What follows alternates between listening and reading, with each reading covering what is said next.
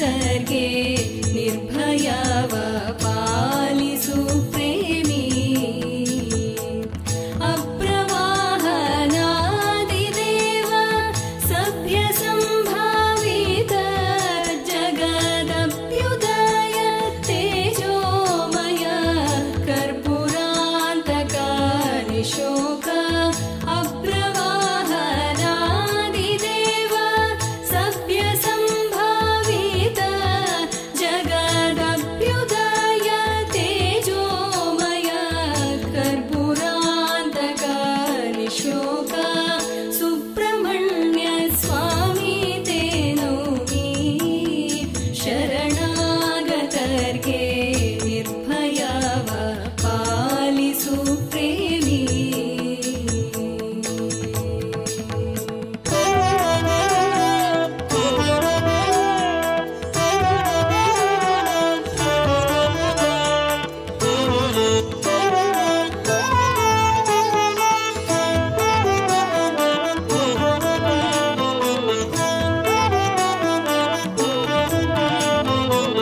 ಭಾವಭಕ್ತಿ ಭಾಗ್ಯ ಶೂನ್ಯರು ನಿನ್ನಯ ಪಾದ ಸೇವೆಗಾಲಸ್ಯವ ಮಾಡ್ಪರು.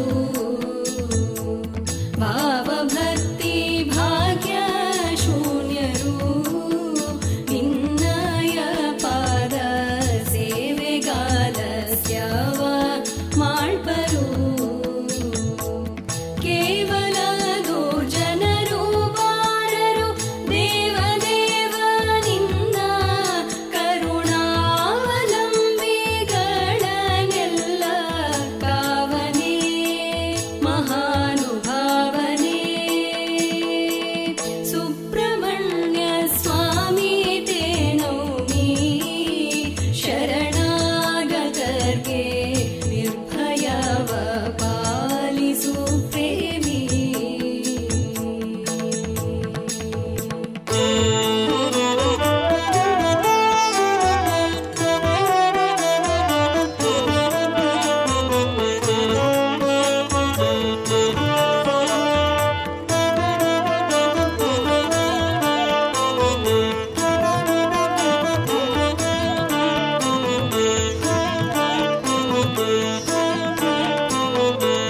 ಚಂದ್ರ ಸೂರ್ಯರಿರುವ ತನಕ ಸ್ಥಾನಿಕ ವಿಪ್ರರಿಂದ ಪೂಜೆಗೊಳ್ಳೈ ಷಣ್ಮುಖ.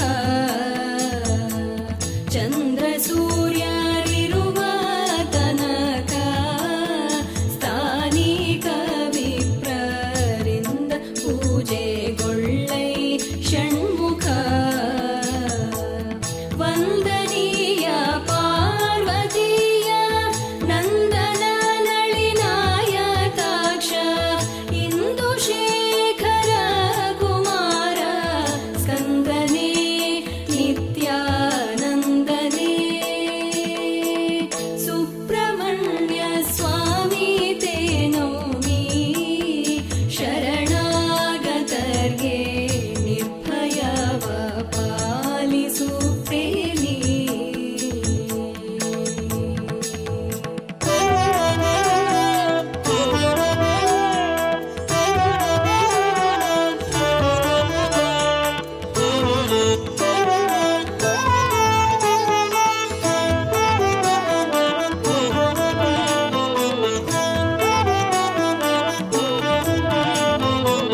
ಪಾವಂಜಾಖ್ಯ ಸುಕ್ಷೇತ್ರವಾಸ ಪೊರೆಯೋ ಪರಮೇಶ ಪಾವನ ವಿಜ್ಞಾನ ಪ್ರಕಾಶ. ಪಾವಂಜಾಖ್ಯ ಸುಕ್ಷೇತ್ರವಾಸ ಪೊರೆಯೋ ಪರಮೇಶ ಪಾವನ ವಿಜ್ಞಾನ ಪ್ರಕಾಶ. ಭಾವಜೋಪಮಾಲಾವಣ್ಯ ಕೋವಿದಾಗ್ರಗಣ್ಯ ಮಹಾದೇವ ಲಕ್ಷ್ಮೀ ನಾರಾಯಣನ ಸೇವಕ ಬುದ್ಧಿದಾಯಕ. ಸುಬ್ರಹ್ಮಣ್ಯ ಸ್ವಾಮಿ ತೇನೋಮಿ ಶರಣ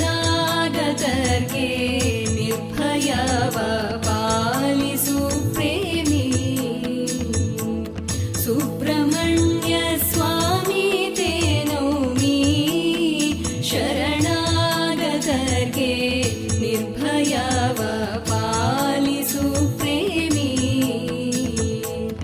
अप्रवाहनादिदेव सभ्यसम्भावित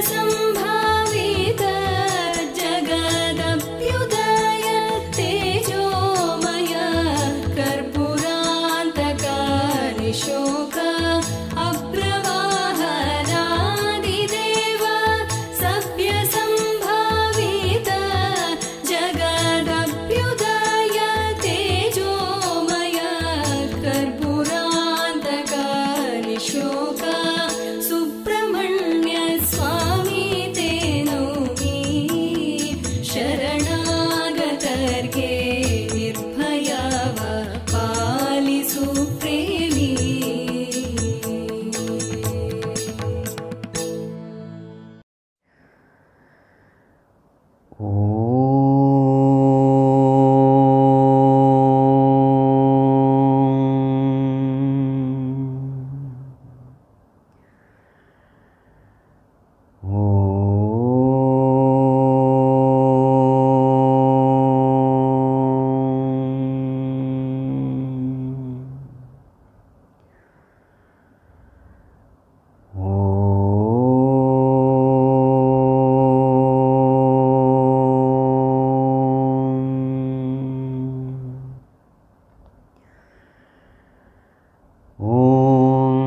सहना भवतु सहनौ भुनक्तु सह वीर्यं करवावहै तेजस्विनावधीतमस्तु मा विद्विषावहै ॐ शान्ति शान्ति शान्तिः ॐ यं ब्रह्मा वरुणेन्द्ररुद्रमरुतः स्तुन्वन्ति दिव्यैस्तवैः वेदैः साङ्गपदक्रमोपनिषदैः गायन्ति यं सामगाः ध्यानावस्थिततद्गतेन मनसा पश्यन्ति यं योगिनः यस्यान्तं न विदुःसुरासुरगणाः देवाय तस्मै नमः देवाय तस्मै नमः. Humble prostrations to one and all. In the last class, we had seen Arjuna is making use of his Divya Drishti as Trikala Drishti. He is trying to peep into the future to know what is going to be the outcome of the war. Who is going to win? Who are the people who are going to survive? Etc. And what does he see? He finds that all the sons of Dhritarashtra, they are going to die, along with other kings who are going to support them. He also sees in the list Bhishma, Drona, Karna, and also very many prominent warriors of his side. So in the last class we had discussed that Arjuna's heart was filled with Ragadvesha, and it is very clearly seen the way he was mentioning the name of Karna as Sutaputra. The bitter feeling towards Karna was clearly revealed in these names. So we were discussing that whenever heart is filled with Ragadvesha, that heart becomes an impure heart. In such an impure mind, Jnana Drishti is impossible. So at the very same time, we find that Arjuna loses the vision of the truth And what is the vision of the truth?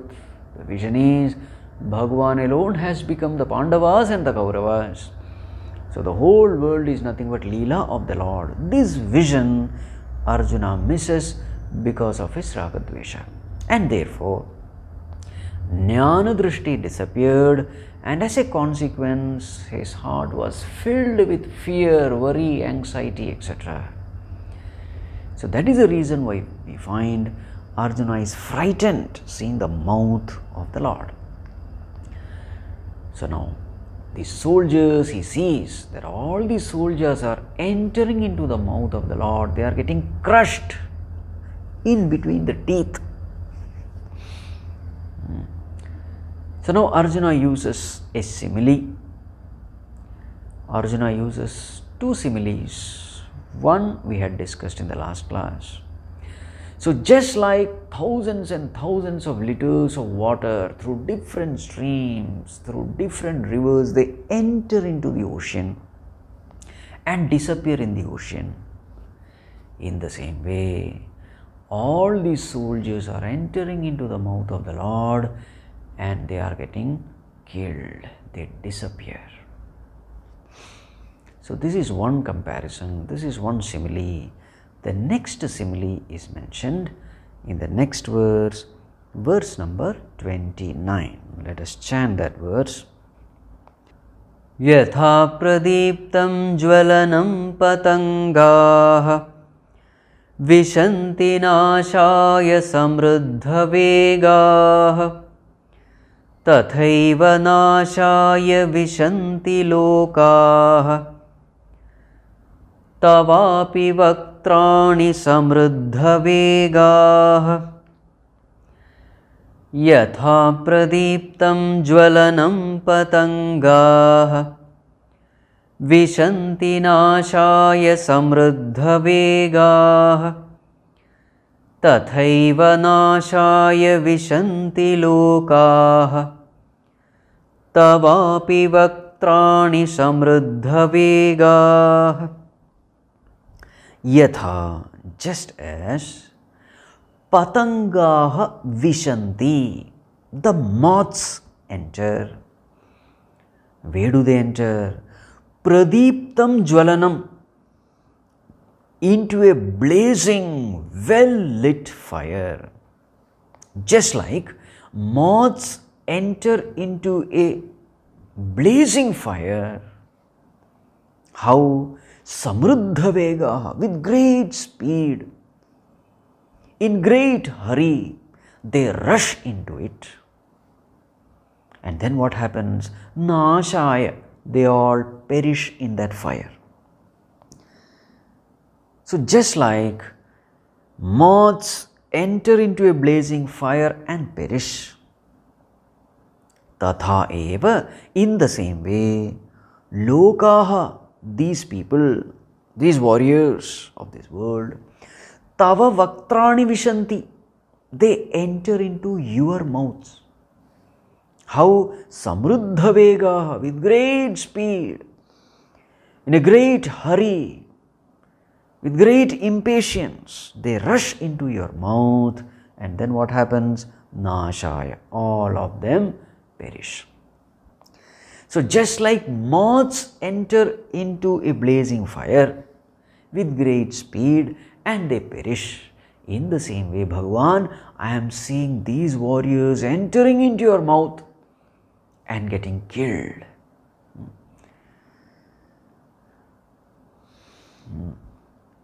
So here the simile is given, that of moths entering into fire and perishing. So here what is the comparison? What are the similarities? Number one, magnitude. Thousands of moths enter into fire and die. In the same way, thousands of soldiers are perishing. The second similarity is conscious choice.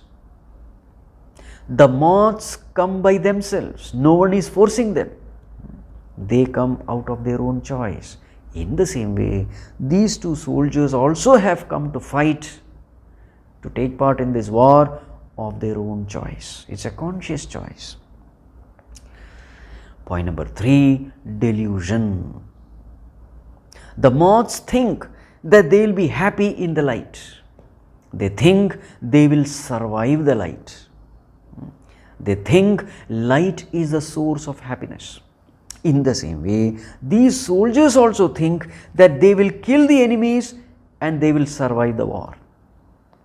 Their egos overestimate their strengths, and it is their pride of strength which has brought them to the war field.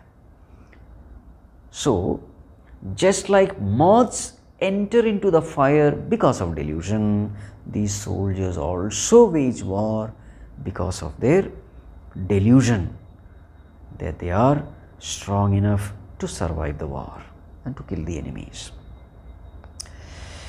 Point number 4, death.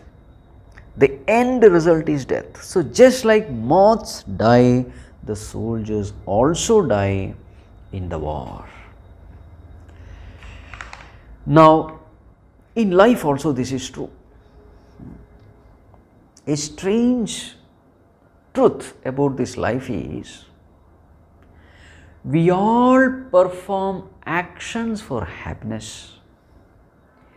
All the karmas are done for happiness, but it's a very strange thing. Instead of bringing happiness, these karmas of ours, they bring only misery and pain. This is a very strange thing. All actions are done for happiness, but these actions in turn, as a result, they bring in only sorrows and suffering. A very strange thing. It's just like these moths. These moths, thinking that there is happiness in fire, thinking that there is happiness outside, they enter fire, but in the process what happens? They go to misery and death. So, we are all like moths. We do action for happiness, but we get misery. We do action for freedom, but we get only bondage. So, in what way are we different from these moths? We think happiness is outside and chase happiness outside, not knowing that happiness is within us. And in the process of chasing happiness outside, we are born again and again, only to die again and again. So, our condition also is similar to these moths. Right. Now, continuing. So, all these soldiers are entering into the mouth of the Lord like the water entering into ocean, or like the moths entering into a blazing fire. But what is the attitude of Bhagavan when he is devouring these warriors? What is the attitude of Bhagavan? So, that attitude is mentioned in the next verse, verse number 30.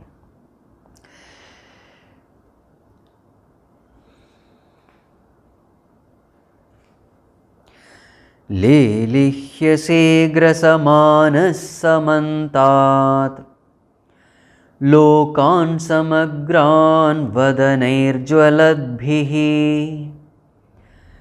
तेजोभिरापूर्य जगत्समग्रं भासस्तवोग्राः प्रतपन्ति विष्णो लेलिह्यसे ग्रसमानः समन्तात् लोकान् समग्रान् वदनैर्ज्वलद्भिः तेजोभिरापूर्य जगत्समग्रं भासस्तवोग्राः प्रतपन्ति विष्णो.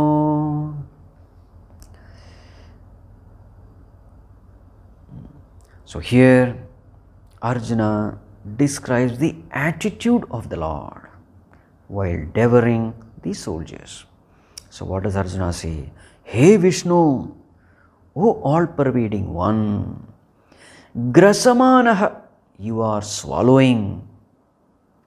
What are you swallowing? Samagran Lokan, The whole world. The whole world. How? Jwaladbhihi vadanehi. By the flames coming from your mouth.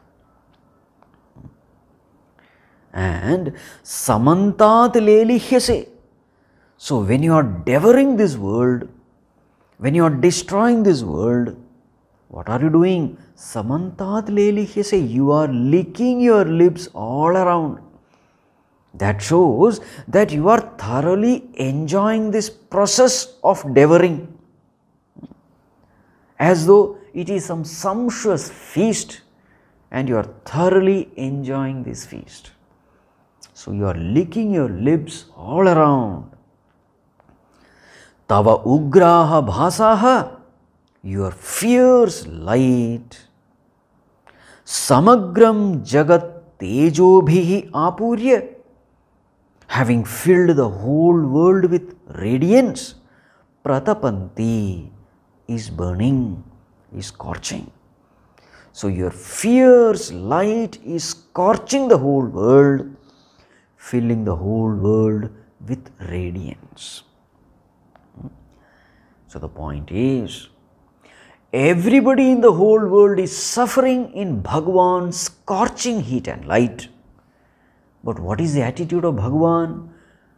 Bhagavan himself is thoroughly enjoying, is thoroughly relishing the whole process of destruction and death. There is not even a trace of sorrow in Bhagavan's face. Bhagavan remains in his Ananda Swarupa nature, totally unaffected by death and destruction. So this is the attitude which Arjuna sees in Bhagavan.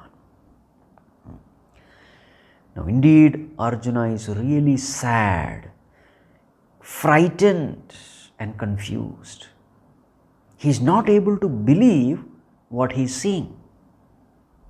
His question is, how can God relish death and destruction?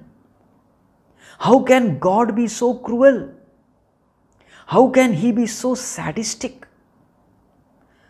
God should be an embodiment of all goodness, but here we see a cruel God.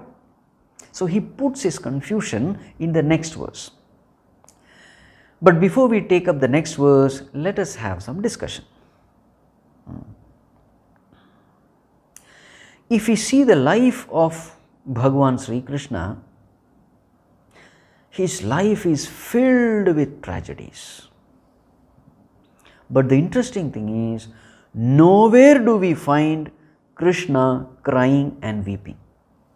This is a unique feature about this avatar, the Krishna avatar. There is no incident in Krishna's life where he is found in a depressive mode, even though his life is full of tragedies. Now how can we say that his life is full of tragedies? Just see, he was born in a prison, so his life started in a prison. And he found his father and mother captive behind bars.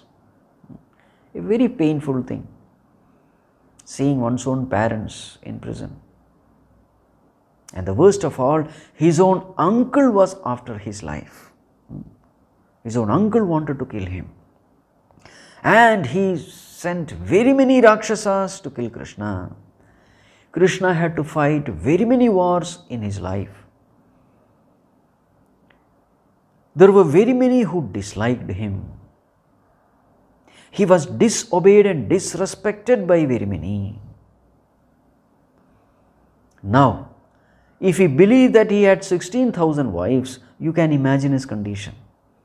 Even one wife we are not able to manage, then what to talk of managing 16,000 wives?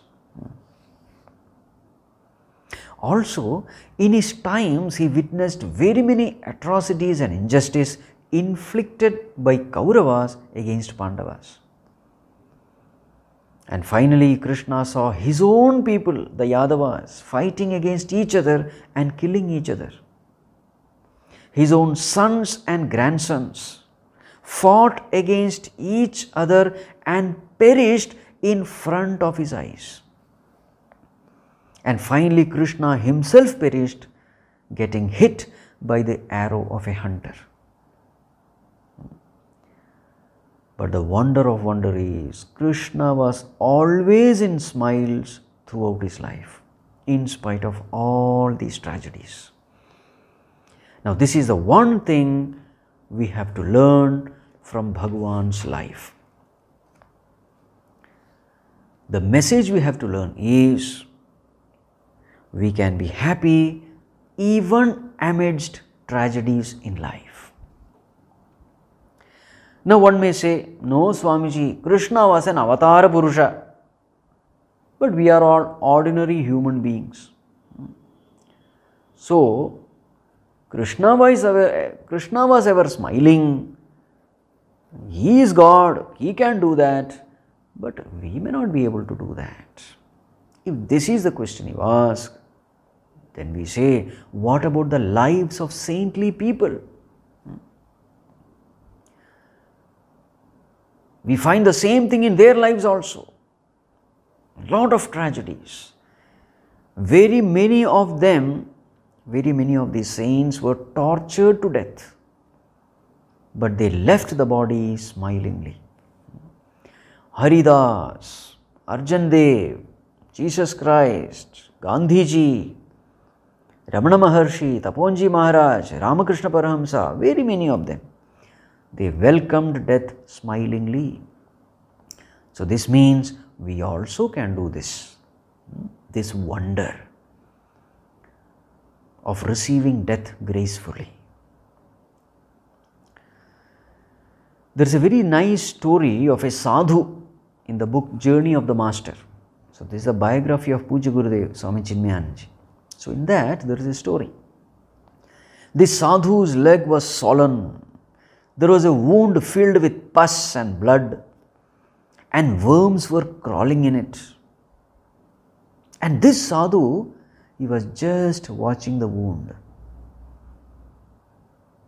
And when he was silently watching this wound, one worm fell down on the ground from his leg.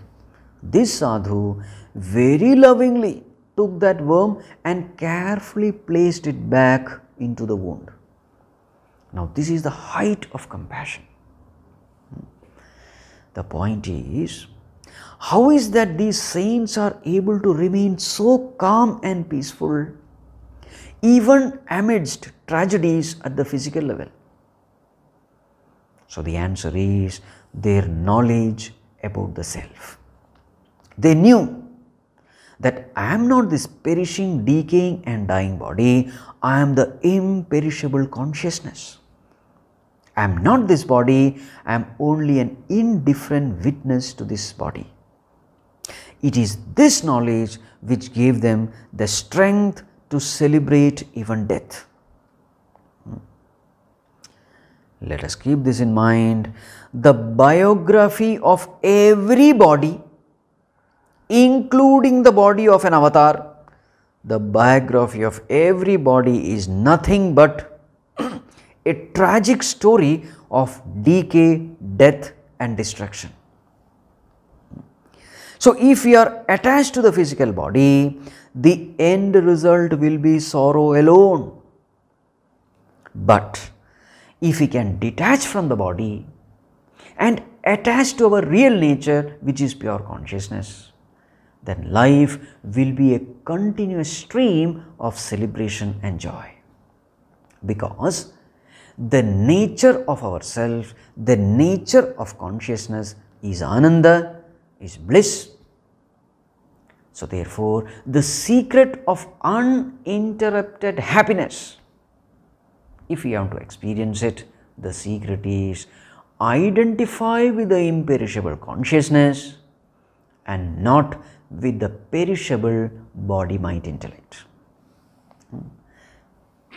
This is what we see in the lives of all great saints. So they are able to smile amidst all tragedies because their minds were in the Lord. Their minds were holding on to the reality. Their focus was upon the reality, and because of their firm abidance in the reality, firm abidance in the Lord, they were able to detach themselves from the identification of BMI.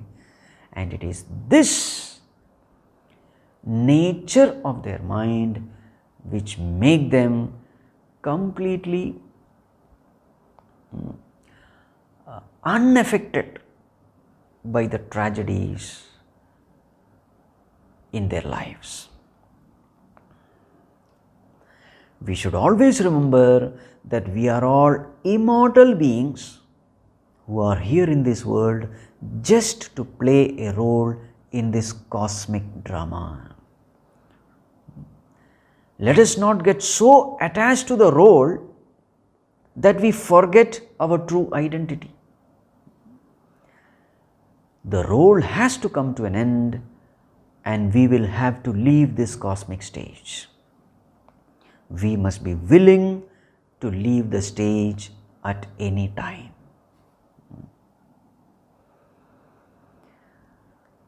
Suppose I am given the role of Mahatma Gandhi in a drama. I happily take it up, even though I know that in the end of the drama I will have to receive bullet shots. And in the drama I happily die chanting Hey Ram. Why is it that I am willing to die in the drama? It is because I know that there is no death. I know that the drama me is not the real me. The role I play in the drama is not the real me. I know that I don't die. This knowledge of my imperishable nature makes me play my role beautifully well. In the drama, I am ready to die. Beautifully I act death. Why? Because I know that I don't die. So too with life also. All miseries come when we forget the reality. All miseries come when we get caught up in the role we play in life. All miseries come when we identify with the BMI. All miseries come when we forget God. And this is exactly what has happened to Arjuna. When his heart was filled with Ragadvesha, the bliss and experience of God vanished. The Jnana Drishti vanished. And now he is scared, frightened, thinking about the deaths of the perishable bodies of his near and dear ones. You see, his fear and confusion is what we see in the next verse. Let us chant verse number 31. So here he clearly expresses his confusion.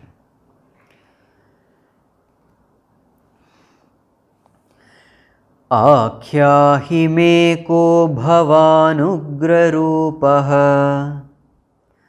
नमोऽस्तु ते देववर प्रसीद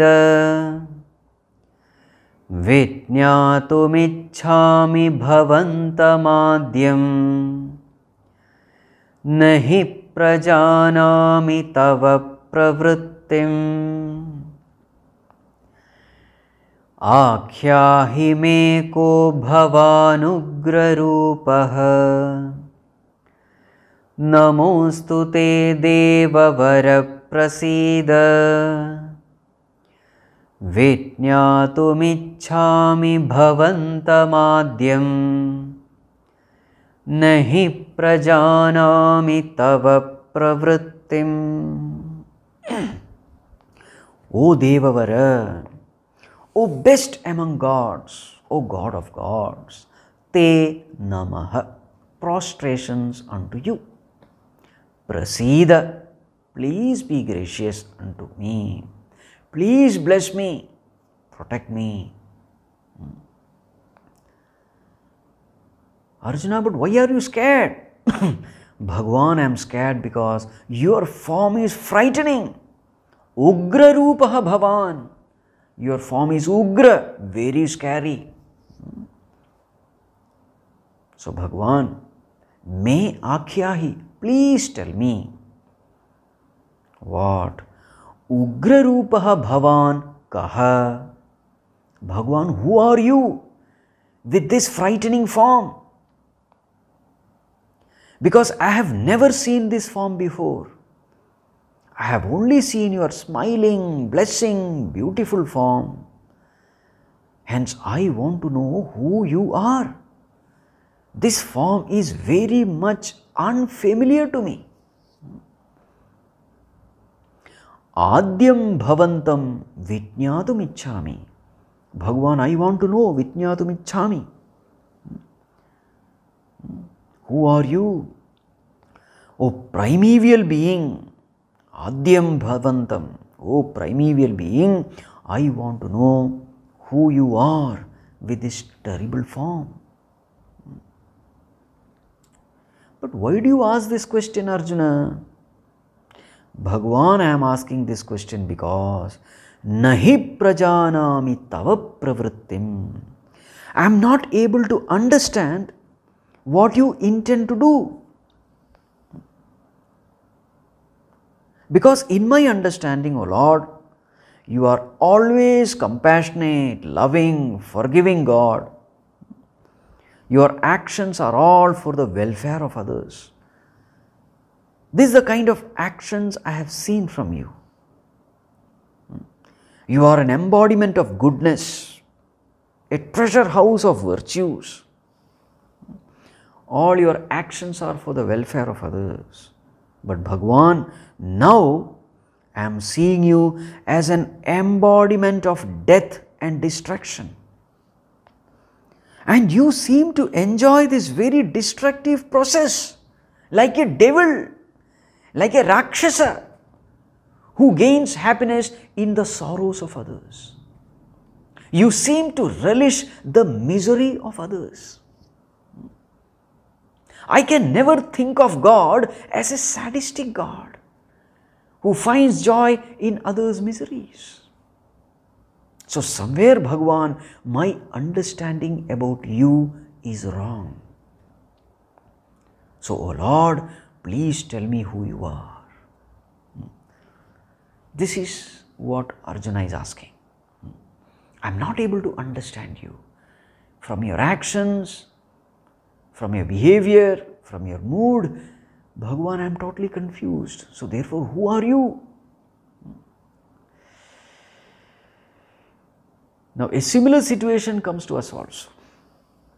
This is not only true with Arjuna, it is true with every one of us. When tragedies in the form of death and destruction, when such tragedies hit us, we become introspective, we start questioning the purpose of life and the happenings of life.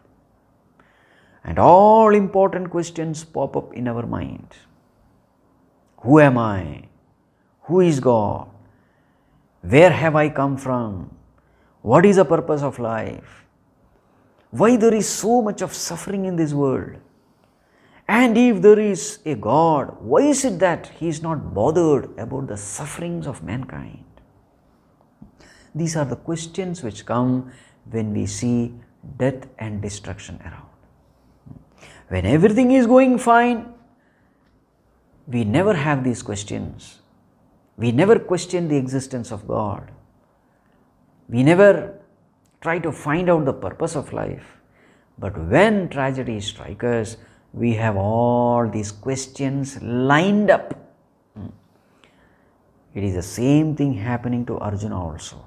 So many questions come up when he is seeing all the soldiers going to be killed in this war.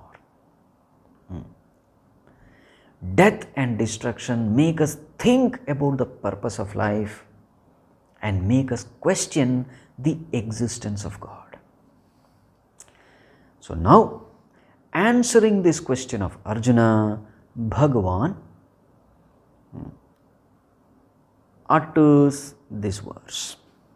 So verse number 32, Bhagavan answers Arjuna.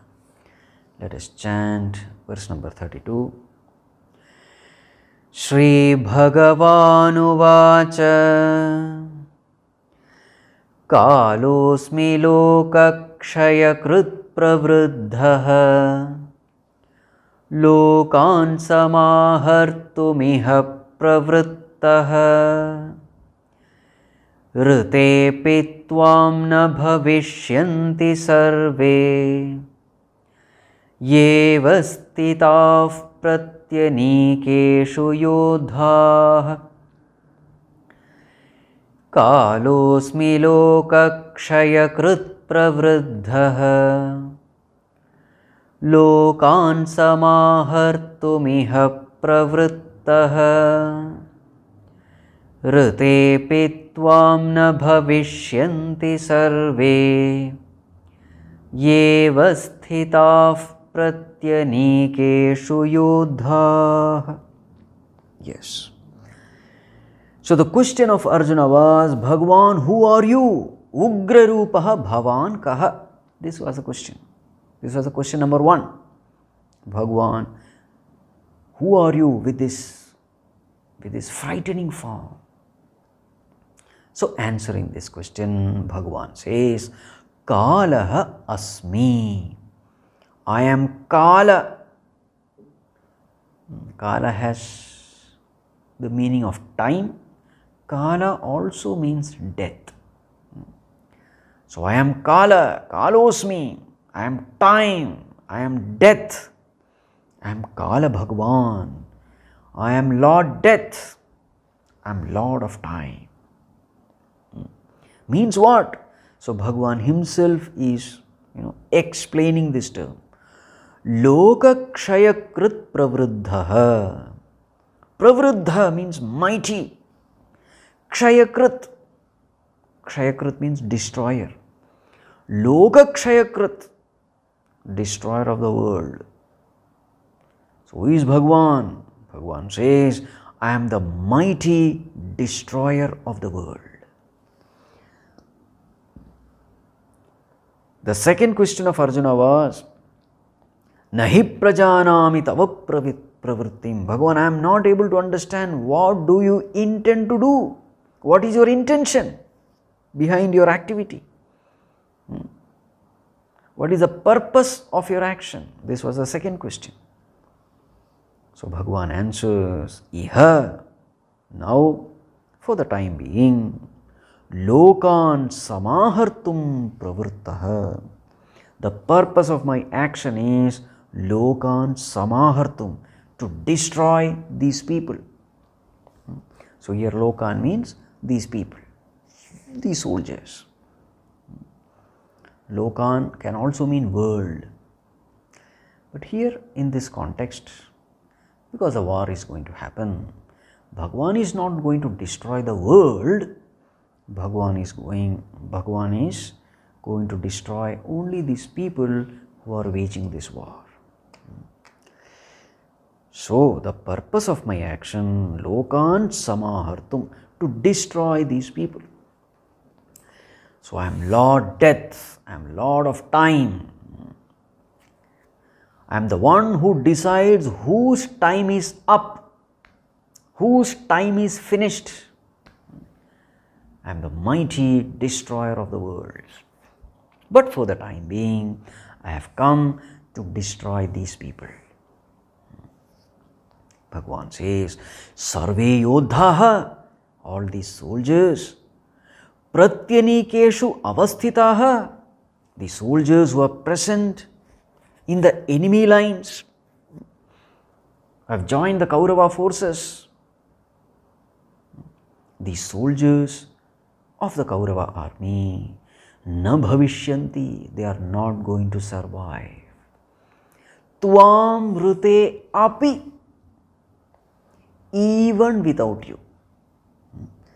So Arjuna, even if you don't fight, these warriors of the Kaurava army, they are not going to survive.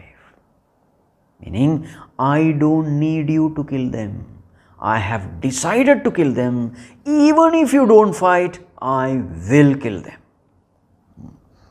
This is the meaning, Tvam rute api. Even without you, I am going to kill them. Their time has come. Because Kala Bhagavan, their Kala has come, their time has come, so therefore I am going to destroy them. Right. So here Bhagavan introduces himself as Kala Bhagavan. Kala means time, Kala means death. The one who decides the lifespan of beings is called Kala Bhagavan. How many years a person should live?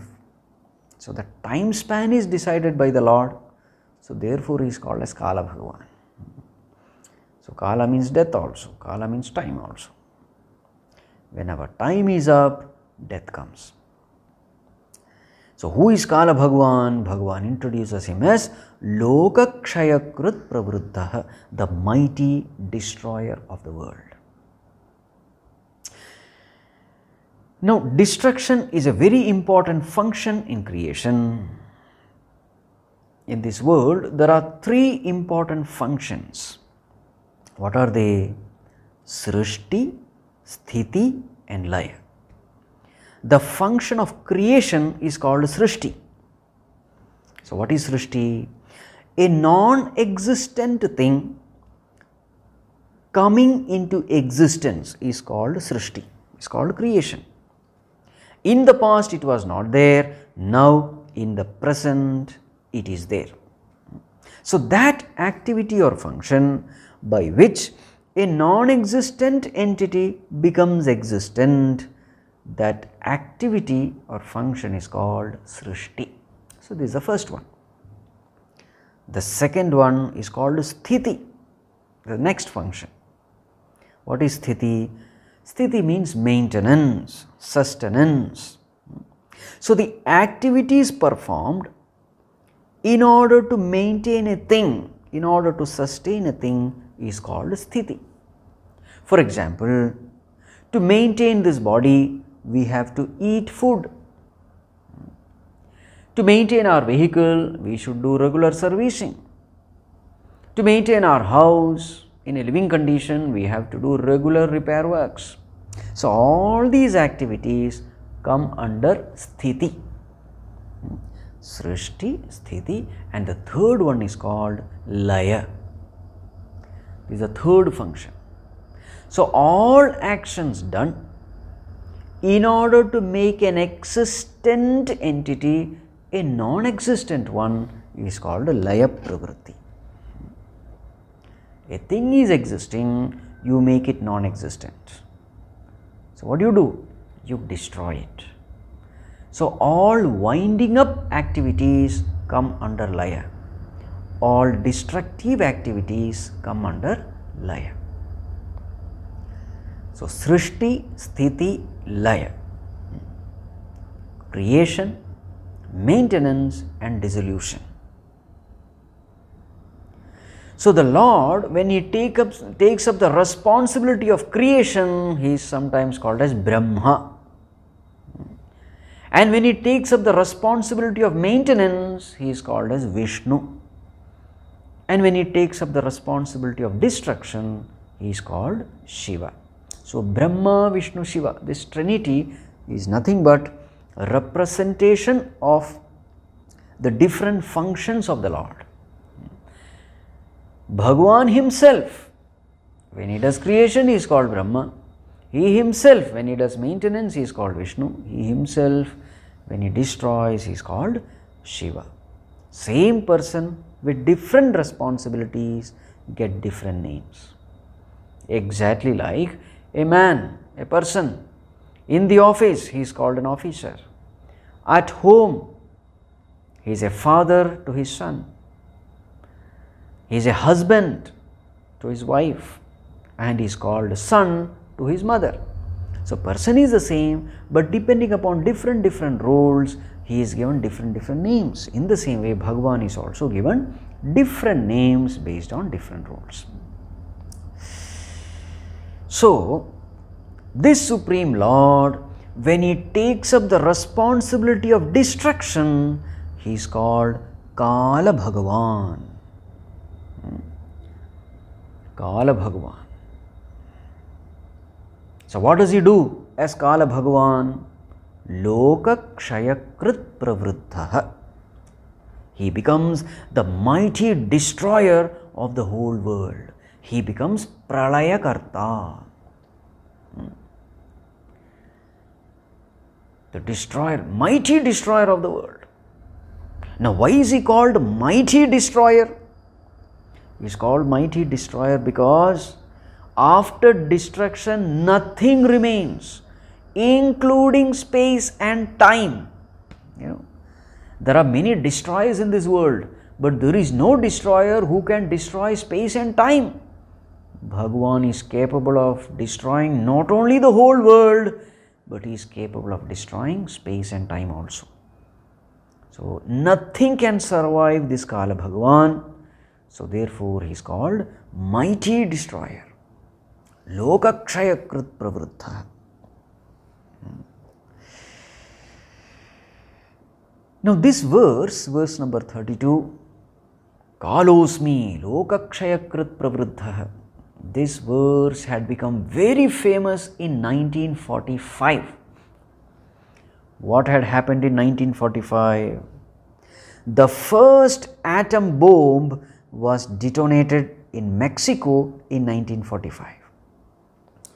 And when that bomb exploded, and seeing that scene of explosion, the great nuclear scientist Oppenheimer quoted this verse, verse number 32. He was amazed seeing that explosion, and then he quoted this verse to show the power of atom bomb. So just like the Lord, atom bomb has the power to destroy the whole world. Lokakshayakrit pravruddha. This is what he meant. The mighty destroyer of the world. He called atom bomb as a mighty destroyer of the world. So therefore he quoted this verse. And that's how this verse has become famous.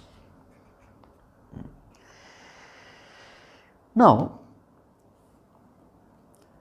let us pause for some time for a discussion. Generally, people are afraid of death and destruction. When death of near and dear ones take place, they ask, "Oh Lord, why me?" So this "why me" comes during tragedies, during death and destruction. Now here we must understand, death and destruction are very important, unavoidable functions in this world. Generally, death and destruction, they are considered inauspicious, nobody wants it. But let us keep in mind, death and destructions are absolutely unavoidable functions in this world, and they also are equally auspicious. Let us keep this in mind. Bhagavan's destruction is not like the destruction of human beings. Destruction created by human beings. No, Bhagavan's destruction, they are always constructive destruction. What is constructive destruction? When destruction happens for a constructive purpose, for a creative purpose, for the welfare and well-being of all, when destruction happens for uplifting everyone, for the evolution of everyone, then this destruction is called constructive destruction. For example, at the time of death, the old body is taken away from us so that we can be gifted with a new body. So, the death of the physical body, is it auspicious or inauspicious? It is auspicious because Bhagavan is going to gift us a new fresh body. So, therefore, physical death is auspicious. A seed dies so that a plant can sprout. A flower dies so that a fruit can come out. In nature, we find all destructions are constructive destructions. Now see Mahabharata war. What happened after this destructive war? A new kingdom was constructed. This kingdom was ruled by Yudhishthira, and what was the result? There was plenty and prosperity in the kingdom. So, what was the end result of this destructive war? The end result was peace, prosperity and plenty. Now, this is called constructive destruction. For the sake of construction, something is destroyed. If we analyze death, now people are scared of death, but if we analyze death, it is a great blessing in disguise. It is because of death that we are able to forget all the mistakes of our past birth, and we are able to lead a new life afresh, without any kind of guilt feeling, without any kind of regrets. We are able to lead a new life with a fresh beginning. It is only because in the past we died and we are given a new birth. Hence, death is a great blessing in the journey of evolution. In other ways also, death is a great blessing. It is only because of death that people do charity generously, because they know that we are not going to stay in this world for long. So, therefore, they become very kind and charitable. They give away everything. It is the fear of death that makes people introspective, spiritual and God-fearing. It is the fear of death which make the people disciplined, honest and straightforward. It is the fear of death which gives birth to the seekers of liberation. All the seekers of liberation, they become sincere seekers. It is only because of this fear of death. We do our spiritual sadhana sincerely only because of this fear of death. So, therefore, in that sense, we can definitely say death is very auspicious. And that is why Lord Death is given the name Shiva. Shiva means that who is auspicious. So, though we may not like death, but when we ponder over this matter, we find that death has a very important place in the smooth functioning of the cosmos and for our own spiritual evolution. Death has a very important role to play. So, thus, when we have this kind of matured understanding about death, we do not fear death. We cheerfully accept it as a part of earthly life. Continuing, so Bhagavan says, I have come as Kala Bhagavan to destroy and kill all these soldiers. So, Sarve Yodhaha, all these warriors, who are they? Ye Pratyanikeshu Avasthitaha, who are positioned in the opposite army. Na bhavishyanti, they are not going to survive. Tuamrite api Arjuna, even without you, I am going to kill them. Now, this is one meaning. Now, there is another interesting meaning. Pratyanikeshu can also mean in each of these armies. So one meaning is in the opposing army. The other meaning is in each of these armies, meaning in both Pandava army and Kaurava army. Pratyanikeshu yodhaha na bhavishyanti. So what does it mean? Arjuna, all these warriors, whether they are in Pandava force or Kaurava force, they are not going to survive. Tvamrite. Tvamrite means except you.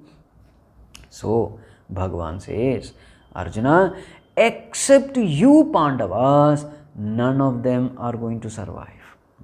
You will survive, you will escape death, but except you Pandavas, you five, none of them are going to survive. Now this also is a right meaning, because that's what we find after the war. But in this context, we will not take this meaning, because the next verse which we are going to discuss, for the next verse to have a logical connection, our first meaning will be better. So we will discuss only the first meaning. What is the first meaning? The first meaning is, Arjuna, all these warriors in the Kaurava force, even without you, I am going to kill them. They are not going to survive. So this meaning we will take up. So the next verse we will take up in the next class. Om Sarve Bhavantu Sukhinah Sarve Santu Niramayah Sarve Bhadrani Pashyantu Ma Kaschid Dukkha Bhag Bhavet Asato Ma Sadgamaya Tamaso Ma Jyotirgamaya Mrityorma Amritam Gamaya. Om Shanti Shanti Shanti. Harihi Om Shri Gurubhyo Namaha. Harihi Om.